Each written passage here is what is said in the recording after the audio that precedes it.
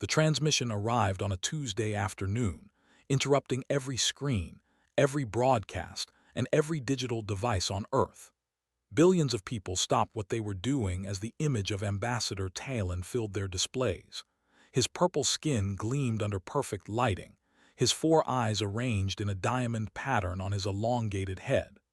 Behind him, the impressive silhouette of the Dominion Grand Fleet stretched across space like a metal forest. Talon spoke with the gravity of someone delivering world-changing news. His voice translator rendered his words in every human language simultaneously. The Galactic Dominion had observed humanity for 3 cycles and found them unworthy of independence. Earth would now choose from 3 options. First, immediate surrender and integration into the Dominion as a worker species. Second, payment of annual tribute equal to 30% of all resources and production. Third, military conquest and forced submission. He gave humanity 48 hours to decide. The broadcast ended. Silence held for perhaps 5 seconds across the planet. Then the internet exploded. Within 10 minutes, the first meme appeared. Someone had edited Talon's serious face onto a famous painting of a dramatic opera singer. The caption read, "When you practice your villain speech in the mirror for 3 hours." It got 20 million shares in the first hour. A teenager in Brazil created a remix of Talon's speech, auto-tuning his dramatic pauses into a surprisingly catchy dance track. By evening, people were posting videos of themselves dancing to the ultimatum song in their kitchens, offices, and street corners. The Dominion's diplomatic channel, which they had expected to be flooded with pleas for mercy, instead received 17,000 submissions. 5,000 were memes. 3,000 were joke proposals suggesting the Dominion should try asking nicely next time. 2,000 were edited videos making Talon appear to be singing pop songs. The rest were marriage proposals, mostly from people who admitted they found his 4 eyes kind of cute actually. Professional comedians moved faster than any government. Late-night shows scrambled to rewrite their entire programs. Stand-up comics crafted entire routines around the invasion threat. One popular comedian performed a 15-minute bit comparing the Dominion's ultimatum to a toddler's tantrum, complete with exaggerated voices and physical comedy. The video went viral across 40 countries. News networks struggled to maintain journalistic seriousness, while their hosts kept breaking into smiles. One anchor completely lost it during a live broadcast, laughing so hard at a viewer-submitted Dominion meme that she needed a 5-minute break to compose herself. The clip became the most-watched news segment of the decade. Social media platforms created special hashtags. Threat from space began trending worldwide. People posted photos of themselves doing mundane activities with captions like "choosing option 4," "ignoring the space landlord," and "too busy living my life to be intimidated today." Artists worldwide created parody propaganda posters. One showed Talon's face with the text, "We're here to probe your civilization's vibe." Another depicted the Grand Fleet with a "student driver" sign attached. Museums curated impromptu exhibitions of the best submissions. High school students wrote satirical essays for their classes analyzing the Dominion's poor negotiation tactics. The art of the bad deal, what not to do when meeting new civilizations, became a trending homework assignment. Teachers found themselves unable to grade these papers without laughing. The Dominion monitoring stations picked up every response.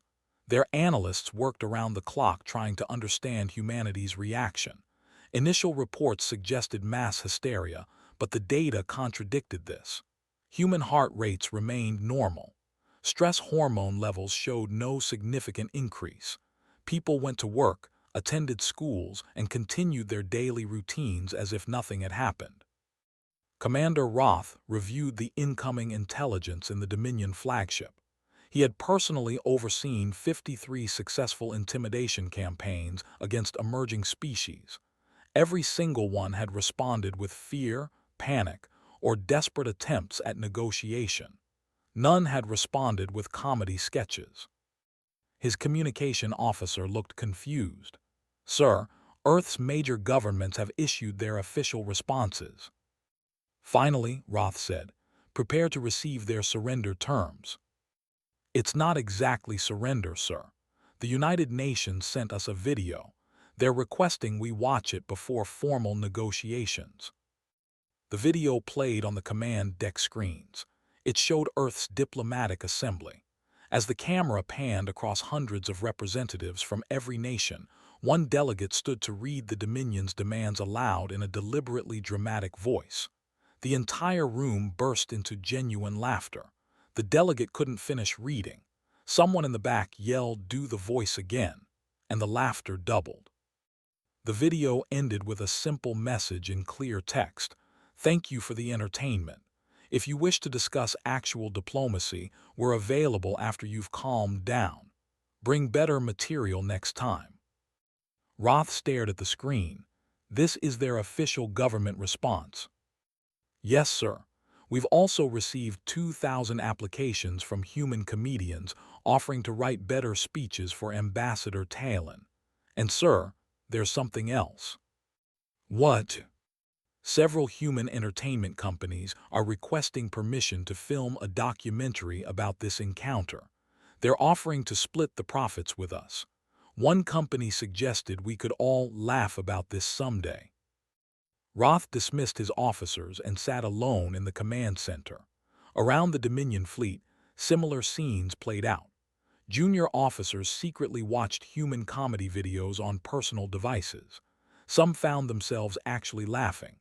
Others simply tried to understand how a species could face extinction-level threats with such complete unconcern. On Earth, the 48-hour deadline approached. News channels ran countdown clocks, but instead of doomsday predictions, they hosted comedy specials. People organized last day on Independent Earth parties that were really just excuses to gather with friends and joke about their new alien overlords. Ambassador Talon received his daily reports in his private quarters. Every military advisor assured him humanity would break soon. The fear would come. It always did. No species could maintain this facade of humor indefinitely. Surely they understood the seriousness of their situation.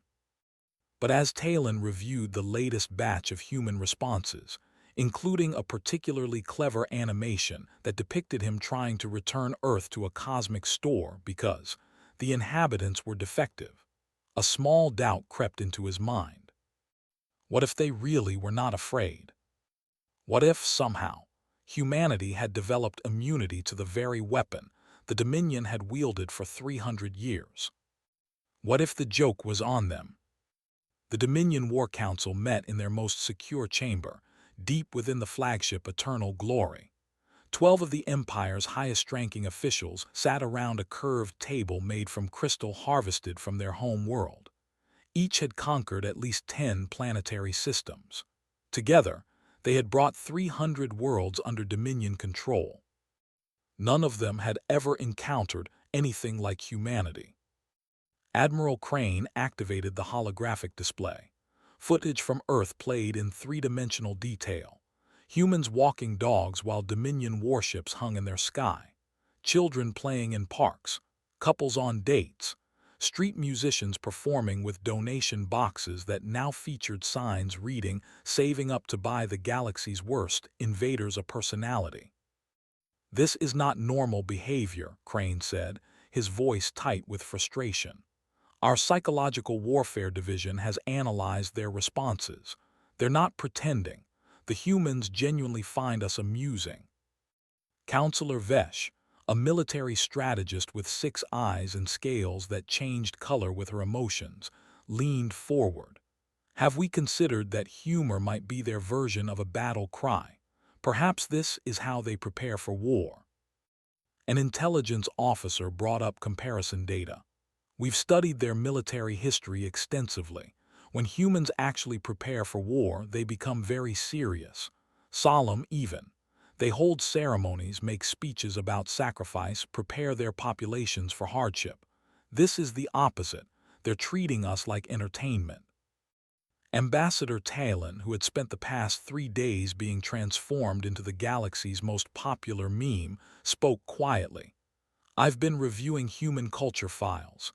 They have a word for what they're doing. They call it roasting. It's a form of social bonding, where they mock things to show they're not impressed or threatened by them. But we have the largest fleet in 3 sectors positioned at their doorstep," Crane protested. "We have weapons that could turn their planet into dust. How can they not be impressed?" "Because," Talon said slowly, pulling up a data file, "they've imagined this exact scenario thousands of times. Look at this. Human entertainment archives contain over 40,000 fictional works about alien invasions. Films, books, games, virtual reality experiences. In most of them, the aliens lose. In many of them, the aliens look very similar to us." The council chamber fell silent. They watched clip after clip of human fiction. Aliens arriving in massive ships. Aliens making demands. Aliens being defeated by human cleverness, courage, or sheer stubborn refusal to give up. The patterns repeated across centuries of human storytelling. "They've been practicing for this," Vesh said, her scales shifting to a disturbed orange color. "Every piece of entertainment was practice. They've mentally rehearsed alien contact so many times that when we actually arrived, it felt familiar to them." Another officer activated a communication recording. "This is from yesterday. A human child, approximately 8 years old by their calendar, was interviewed by their media. When asked if she was scared of the Dominion, she said, 'Not really. This is just like that movie where the aliens come and the humans win. We always win in the movies.'" Crane slammed his fist on the crystal table. "This is absurd. We are not characters in their fiction. We are real. Our weapons are real. The deadline expires in 6 hours. We should demonstrate our power." "We tried that," Talon reminded him. "Remember the weapon test near Mars? They rated the explosion 3 out of 5 stars and suggested we needed better special effects. Their scientists thanked us for the data and immediately began filing patents on similar technology." The War Council reviewed their options. Every standard intimidation technique had failed. Threats of violence produced memes. Displays of power generated applause and technical analysis. Demands for respect resulted in comedy routines questioning whether the Dominion had ever heard of diplomacy. Commander Roth presented the most troubling finding. "We've detected something unusual in their communication patterns. They're not just mocking us among themselves. They're broadcasting everything to nearby star systems. 17 civilizations that were considering Dominion membership have now requested copies of human entertainment programming instead. 2 of our tributary species have begun creating their own satirical content about us." "What?" Crane's voice could have cut through hull plating. "It's true," Roth confirmed. "The Zelthans submitted a formal complaint 3 hours ago. They want to know why their tribute payments fund a military that can't even intimidate a species still confined to one solar system." Vesh's scales turned a shocked purple. "This is a disaster. We're not just failing to conquer Earth. We're becoming a joke across the entire sector. Our reputation is collapsing." A junior analyst, barely old enough to have earned his position, raised a tentacle hesitantly. "Permission to speak, counselors." "Granted," Crane said wearily. "I've been studying human psychology extensively. I think I understand what happened. The Dominion's power comes from reputation and fear. We make grand gestures, deliver ultimatums, and other species submit because they believe we're invincible. But humans don't work that way. Their history is filled with empires that seemed invincible until they weren't. They've learned that everything can be challenged, questioned, and even mocked. It's their cultural defense mechanism." "So what do you suggest?" Talon asked. "We can't intimidate them because intimidation requires the target to value safety over dignity. Humans have repeatedly proven throughout their history that they'll choose dignity, freedom, and sometimes just spite over safety. They've fought wars against impossible odds, survived disasters that should have ended their species. They're not brave exactly. They're just fundamentally resistant to being told they have no choice. The War Council sat in silence, processing this analysis. Somewhere far away, on the small blue planet they had expected to conquer easily, another comedy show was starting. Another meme was being created. Another group of humans was laughing at the fearsome galactic dominion. Admiral Crane looked at his advisors. We need a new strategy. If intimidation fails, we'll try direct military action, a limited strike, nothing too destructive, just enough to show them this isn't a game. Are you certain? Talon asked. Every analysis suggests that we'll only make things worse. It can't possibly get worse than this, Crane said. He was wrong. The Dominion fleet moved with practiced precision. 40 warships broke formation and accelerated toward Earth's outer colonies. Their target was a mining settlement on one of Saturn's smaller moons, a place called Dione. 200 humans lived there, extracting rare minerals and living in sealed habitats beneath the frozen surface. Admiral Crane watched from the command deck as his forces approached. This would be different from empty threats and ignored ultimatums. This would show humanity that the Dominion meant business. The strike would be measured, controlled, and impossible to laugh off. Open a channel to the mining colony, he ordered. The communication screen activated, showing a common room where dozens of humans had gathered. They wore casual clothes, work jumpsuits, and some had beverages in their hands. Someone in the back was eating what appeared to be noodles from a cup. Not a single person looked afraid. A woman with short gray hair and a name tag reading Site Manager Linda stepped forward. Hello there. Welcome to Dione. Can we help you? Crane delivered his prepared statement. I am Admiral Crane of the Galactic Dominion. Your settlement has been selected for disciplinary action due to Earth's continued defiance of our authority. You have 1 hour to evacuate before we begin orbital bombardment. Linda nodded slowly. Okay, couple questions. First, do you guys actually rehearse these dramatic speeches or does it come naturally? Second, instead of the bombardment thing, would you be interested in a dance battle? Winner gets bragging rights. The humans behind her actually started discussing it. Someone suggested they could probably put together a decent routine if they had 2 hours instead of 1. Another person mentioned that Frank from engineering had taken salsa lessons. Crane stared at the screen. This is not a negotiation. This is not entertainment. We are preparing to destroy your facility. Right, Linda said, waving her hand dismissively. But here's the thing. We've got about 15 different cameras recording this conversation right now. It's streaming live to Earth and about 40 other platforms.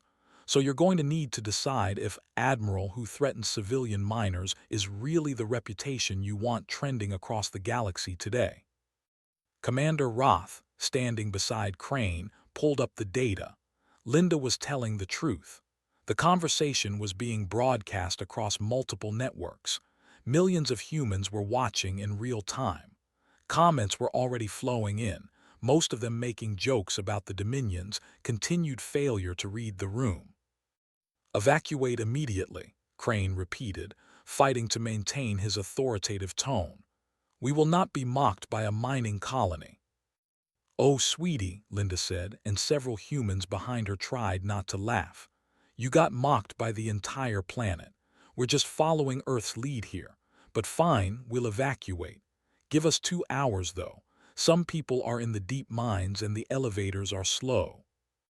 You have 1 hour. 1.5. I'll throw in a souvenir t-shirt. We made them this morning. They say I got threatened by the Dominion and all I got was this lousy t-shirt. She held one up. It was real. They had actually made merchandise. Crane closed the channel before he said something he would regret.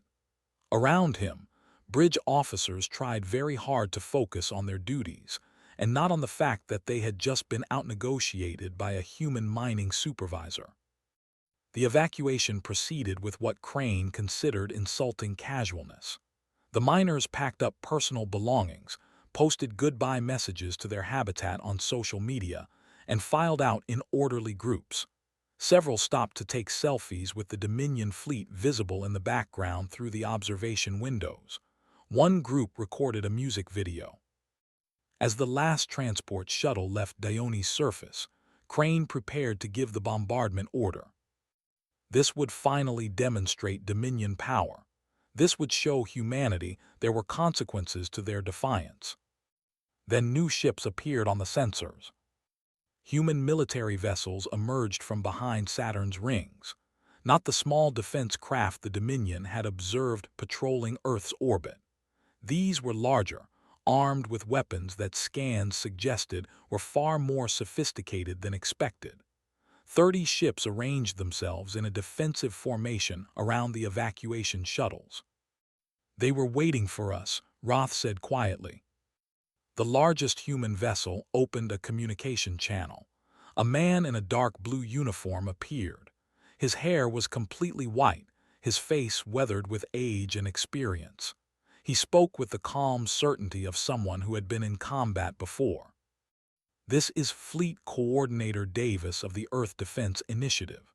Your weapons are locked on civilian infrastructure. Ours are locked on your ships. I suggest we all take a moment to think about our next moves very carefully." Crane's tactical officer ran quick calculations. "Sir, their weapons technology is more advanced than our intelligence suggested. Engagement would result in significant casualties on both sides." "How is this possible?" Crane demanded. "They should have been decades away from this level of military capability." "They accelerated their development," Roth said, pulling up the analysis. "While we were focused on their comedy and their mockery, their military was quietly preparing. They let us think they weren't taking the threat seriously." Davis continued speaking. "You came here to teach us a lesson about power, Admiral, but you made a critical mistake. You assumed that because we were laughing, we weren't also preparing. Humans learned a long time ago that you can do both." Behind Davis, other officers were visible. They were not joking now. They were not making memes. These were military professionals, and their readiness was obvious in every efficient movement, every calm expression. "You have two options," Davis said. "First, you withdraw your fleet and we all pretend this was just a training exercise that got out of hand. Second, you fire on abandoned buildings while we evaluate whether your shields can handle our new torpedo design. What's it going to be?" The channel stayed open. On Earth, millions watched the confrontation. The comedy had paused. Humans could mock their potential conquerors right up until the moment actual violence approached. Then something shifted. The humor remained somewhere in the background, ready to return, but survival instinct and military readiness took priority. Crane looked at his tactical displays, at the human ships that had appeared so suddenly, at the evacuated colony that would cost resources to destroy and gain nothing, at the video feeds showing his every decision being broadcast across multiple star systems. He had come here to demonstrate power. Instead, he had walked into a trap that was equal parts military strategy and public relations disaster. "All ships," he said slowly, "stand down, return to defensive formation." The human fleet did not celebrate or mock. They simply maintained position, professional and ready, until every Dominion vessel had withdrawn to a safe distance. Only then did the memes start again. The emergency session of the Galactic Council convened in neutral space, 3 light years from Earth. Representatives from 87 civilizations gathered to discuss what had become known across multiple sectors as the human situation. Ambassador Talon stood before them, acutely aware that his face had become the most recognizable symbol of diplomatic failure in recent galactic history. Somewhere in the assembled crowd, he knew at least a dozen species had seen the memes. Some had probably laughed. The council speaker, an ancient being named Orthel whose species had been mediating galactic disputes for 6,000 years, gestured for silence. His translucent form rippled with something that might have been amusement. Ambassador Talon, please summarize the current status of Dominion-human relations. Talon activated his presentation. Instead of the triumphant conquest report he had imagined delivering, he showed a timeline of failures, the ignored ultimatum, the viral mockery, the military standoff at Dione. Every image told the same story. The Dominion had been outmaneuvered at every level. Humanity has proven resistant to traditional dominance protocols, Talon said carefully. They respond to intimidation with humor, to threats with entertainment, and to shows of force with military preparation. We have concluded that conventional conquest is not viable. Murmurs spread through the council. A representative from the Kelvin Collective, a species known for their logical approach to everything, raised a crystalline appendage. If I understand correctly, you failed to conquer a single planet species because they laughed at you. It's more complex than that, Talon began, but the damage was done. Laughter rippled through the assembled species. Not the mocking human laughter the Dominion had endured, but genuine amusement at the absurdity of the situation. Orthel restored order. Perhaps we should hear from the humans themselves. They have requested to address this council. The holographic display shifted. A human woman appeared, middle-aged with dark skin and eyes that suggested both intelligence and barely contained humor. She wore a simple dark suit, professional and understated. Thank you, Council Speaker. I'm Director Williams of Earth's Diplomatic Corps. I'm here to clarify a few things about my species, since there seems to be some confusion. She pulled up her own presentation. Images of Earth appeared, showing cities, nature, people going about their lives. Humans don't disrespect the Dominion because we're ignorant of their power. We disrespect them because they came to our home and demanded submission without ever asking what we wanted or who we are. That's not diplomacy. That's bullying. Williams changed the image to show human history. Wars, disasters, recoveries, achievements. We're a young species, yes, but we've survived ice ages, plagues, world wars, near-extinction events. We've built ourselves up from nothing dozens of times. So when someone shows up and says, "Be afraid," we check that fear against everything we've already survived. Usually, it doesn't measure up. A reptilian delegate from the Saurix Empire spoke up. But surely you recognize the military disparity. The Dominion could destroy your planet. Could they? Williams asked calmly. Let's examine that. Yes, they have bigger ships and more of them. But our engagement at Dione showed we've got technology they didn't expect. Our tactical approach is completely different from standard galactic warfare because we developed it independently. And most importantly, we've got 4 billion people who would rather die fighting than live on their knees. Ask yourself, is that a planet you really want to invade? She let that question hang in the chamber. Several delegates shifted uncomfortably. Species that had submitted to the Dominion with minimal resistance were suddenly reevaluating their own choices. Here's what humans want, Williams continued.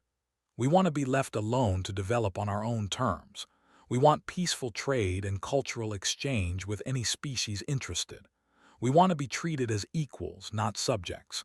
And we want the Dominion to understand that showing up with threats and ultimatums is the worst possible way to start a relationship with humanity. Orthel's form brightened with what might have been approval. A reasonable position. Ambassador Talon, how does the Dominion respond? Talon had spent 3 sleepless cycles preparing for this moment. The Dominion War Council had debated endlessly. Some advocated for escalation. Others suggested withdrawal and pretending Earth had never been contacted. A few, including Talon himself, had begun to suspect there might be a third path. The Dominion recognizes that our approach to Earth was based on faulty assumptions, he said slowly. We treated them as we have treated other emerging species, without understanding that humanity's development has been fundamentally different. They face challenges alone that most species face only after joining galactic society. This made them stronger and more independent than we anticipated. Williams nodded slightly, acknowledging the admission. Therefore, Talon continued, the Dominion proposes a new arrangement. We withdraw all military vessels from Earth's system. We establish a cultural exchange program rather than a conquest protocol, and we open trade negotiations on equal terms. What about tribute? Someone called from the audience. You demanded 30% of their resources. That demand is rescinded, Talon said. He could feel the shock from his own delegation behind him. They had not approved this concession, but Talon had spent enough time studying humans to know that half measures would fail. Earth will maintain complete sovereignty and independence. The council chamber erupted in discussion. This was unprecedented. The Dominion had never offered terms this generous to any species, let alone one they had tried to conquer. Williams smiled, not a mocking smile or a triumphant one, just the smile of someone who had gotten what they came for. Earth accepts these terms. We look forward to productive relations with the Dominion and all council species. As the session ended and delegates filed out, Talon found himself approached by the Kelvin Collective representative. I must know, Ambassador, what changed your mind? What made the Dominion back down? Talon considered the question. He thought about the memes, the mockery, the absolute refusal of humans to be intimidated. He thought about the military readiness they had hidden behind humor. He thought about Director Williams' question, is Earth really a planet worth invading? We realize something important, he said finally. The Dominion built its empire on making other species afraid. We're very good at fear, but humans don't work on fear. They work on spite, humor, and stubborn pride. We couldn't defeat that without destroying the very qualities that made them interesting in the first place. The Kelvin representative flickered thoughtfully. Perhaps the galaxy needs more species like that. Too many of us submitted too easily. Perhaps, Talon agreed, watching Williams speak with other delegates, already building relationships and alliances. Perhaps that's exactly what the galaxy needs. 2 years after the Galactic Council session, the galaxy looked different. Not in obvious ways like territory changes or power shifts, but in subtle cultural transformations that rippled through hundreds of worlds. A young Dominion officer named Petra sat in a small theater on the Dominion homeworld, watching something that would have been unthinkable during the Earth crisis. On stage, a comedian stood under bright lights, making jokes about the military, the government, and even the failed Earth conquest. The audience, mostly Dominion citizens, laughed openly. Comedy had been illegal in the Dominion for 300 years. It was considered dangerous, disrespectful, and potentially destabilizing to authority. Then humans had shown them that comedy could be power, armor, and cultural strength all at once. The prohibition had quietly ended 6 months ago. Petra laughed at a particularly clever joke about Admiral Crane's tactical failures.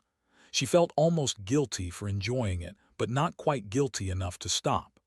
Around her, others were having similar experiences, discovering that laughing at authority did not actually make the authority collapse. It just made life more bearable. After the show, she checked her communication device. A message from her assigned human liaison officer waited. Petra had volunteered for the Cultural Exchange Program, one of 5,000 Dominion citizens learning about Earth's approach to society, governance, and survival.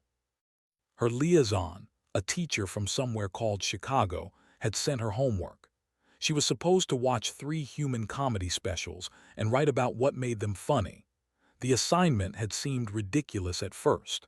Now Petra understood it was teaching her to recognize satire, irony, and social commentary hidden inside humor. Halfway across the galaxy, Ambassador Talon walked through what had been officially named the Earth Culture District on a space station called Meridian Hub. 2 years ago, this entire sector had been empty docking bays. Now it bustled with humans, aliens, and hybrid enterprises that would have seemed impossible before. A restaurant served what the sign called fusion cuisine, combining human recipes with ingredients from 6 different species. Next door, a bookstore sold human literature translated into 47 languages. Across the corridor, a virtual reality arcade let visitors experience Earth's history, environment, and entertainment.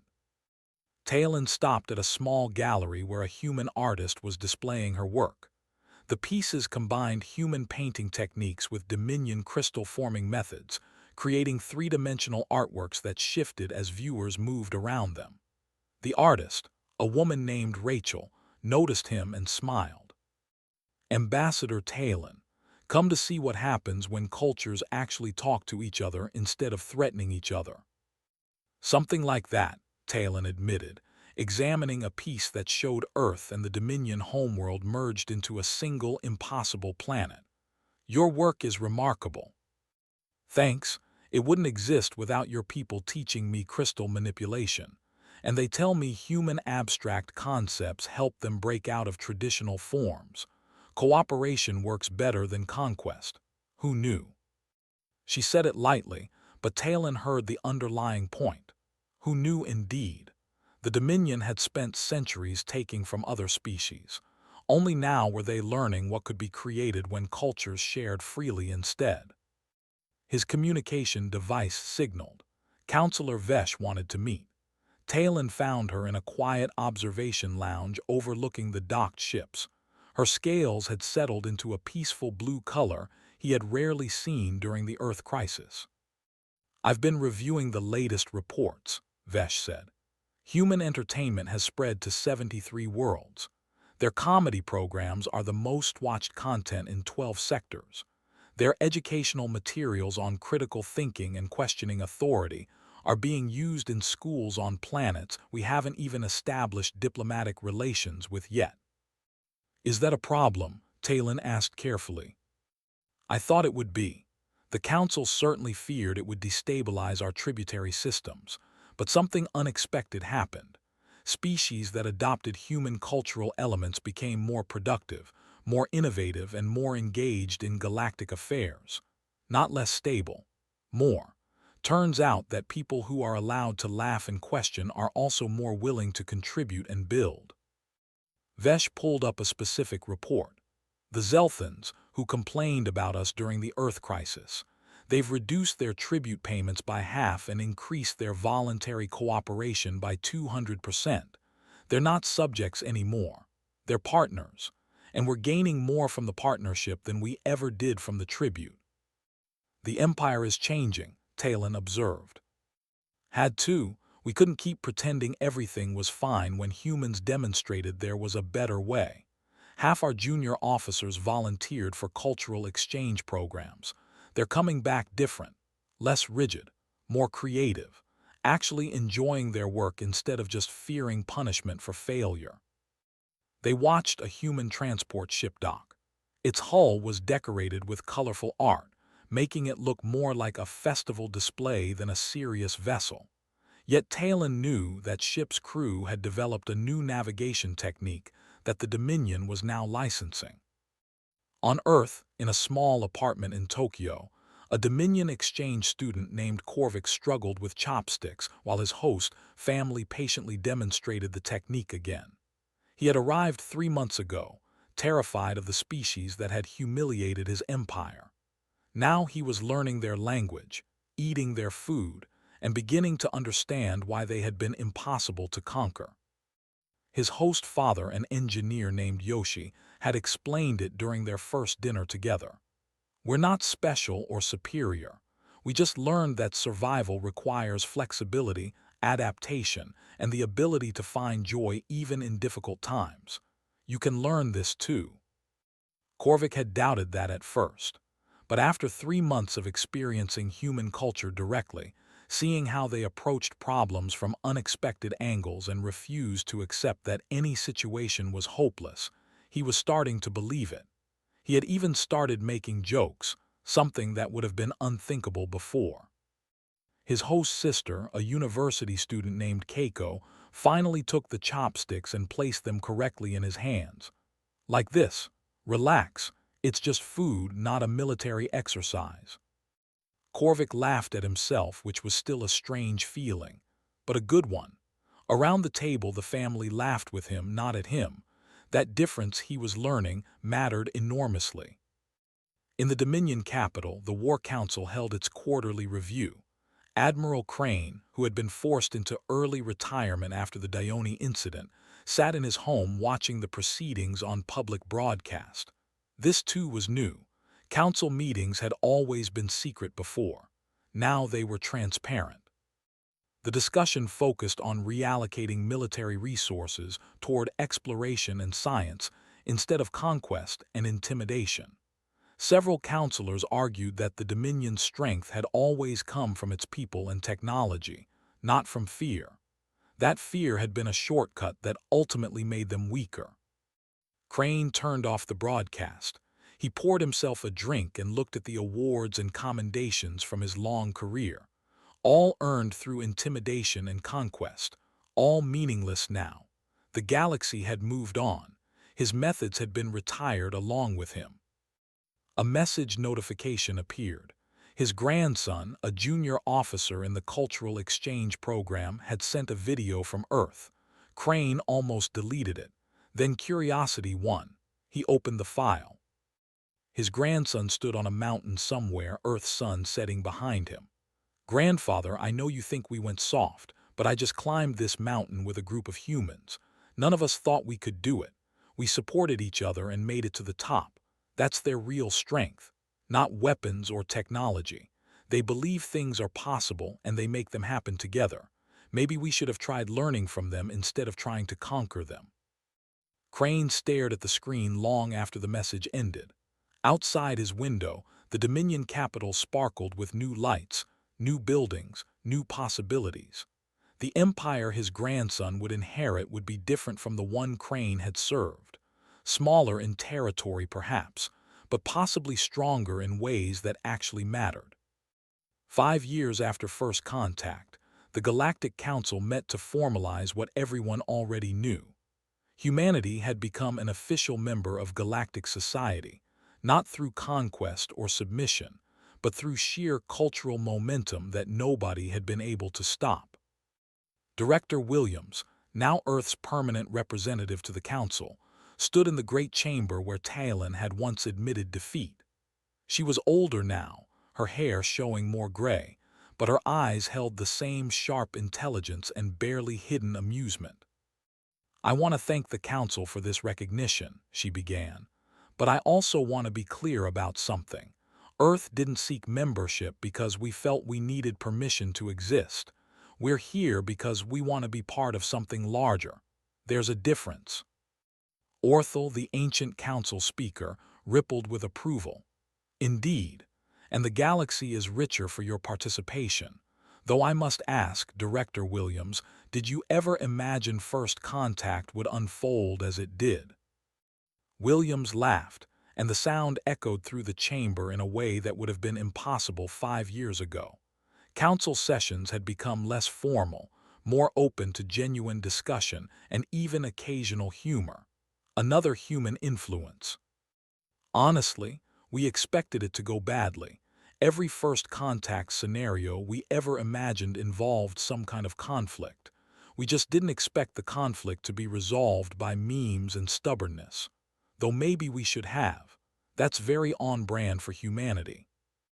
The assembled delegates, representing over 100 civilizations now, responded with their various versions of laughter.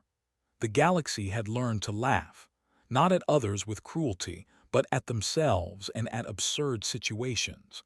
Another gift from Earth that had spread faster than anyone predicted. Ambassador Talon, now serving as the Dominion's permanent cultural liaison, raised his hand for recognition. "Director Williams, there's something the Dominion delegation would like to present." He activated a holographic display. It showed a documentary professionally produced and edited. The title read, "What We Learned from Being Laughed At, a Dominion Story." "We've compiled this over the past year," Talon explained. It's our official accounting of what happened during the Earth crisis and what we learned from it. We're distributing it freely to all council species and beyond. We want every emerging civilization to know there's an alternative to the path we chose. The documentary began playing. It was honest to the point of being painful. It showed every mistake, every moment of arrogance, every failed intimidation attempt. But it also showed the transformation that followed.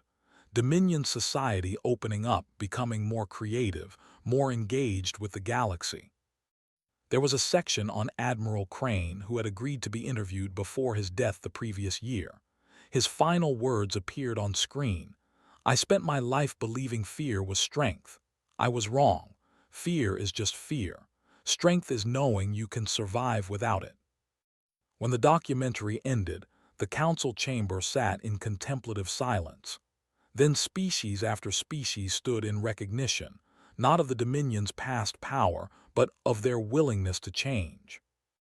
After the formal session ended, an informal gathering formed in one of the station's recreation areas. This too was new. Council members had never socialized together before. Now they regularly shared meals, stories, and cultural exchanges. Williams found herself surrounded by junior diplomats from a dozen species, all asking about Earth. One, a young aquatic being named Celes, seemed particularly curious. "Is it true that humans have entire buildings just for watching other humans pretend to be different people?" Celes asked. "You mean theaters? Yes, we call it acting, or movies, or television. We love stories about ourselves, about others, about things that never happened. It helps us understand things that did happen or might happen." "But why?" Celes persisted. "The stories aren't real. What's the purpose?" Williams considered the question. "Stories let us practice. Practice emotions, practice decisions, practice being different people or understanding different perspectives. When the Dominion showed up, we'd already lived through 1,000 alien invasions in our fiction. We knew all the possible endings. That made it less scary and more like just another problem to solve." A Kelvin Collective representative joined the conversation. "We've been analyzing human cultural exports. The most popular items are not your technology or your resources. They're your entertainment and your philosophy. Specifically, your insistence that authority should be questioned and that humor is a valid response to threat. This is transforming the galaxy." "Is that a complaint?" Williams asked. "An observation. 23 tributary species have gained independence in the past 3 years, not through warfare, but through applying human concepts of self-determination and peaceful resistance. The old empire model is collapsing." "Good," Williams said simply. "Empires are overrated anyway." On Earth, in a school in Mumbai, a mixed class of human and alien students worked on a joint project. The assignment was to create something that combined at least 3 different cultural traditions. The results were chaotic, creative, and occasionally brilliant. A human boy named Arjun worked with his Dominion partner Petra, the same officer who had watched her first comedy show years ago. She had eventually left the military to become an educator, believing that teaching the next generation was more important than enforcing the old ways. "What if we make a musical performance?" Arjun suggested. "We could use human instruments, Dominion crystal harmonics, and maybe Zelth rhythm patterns."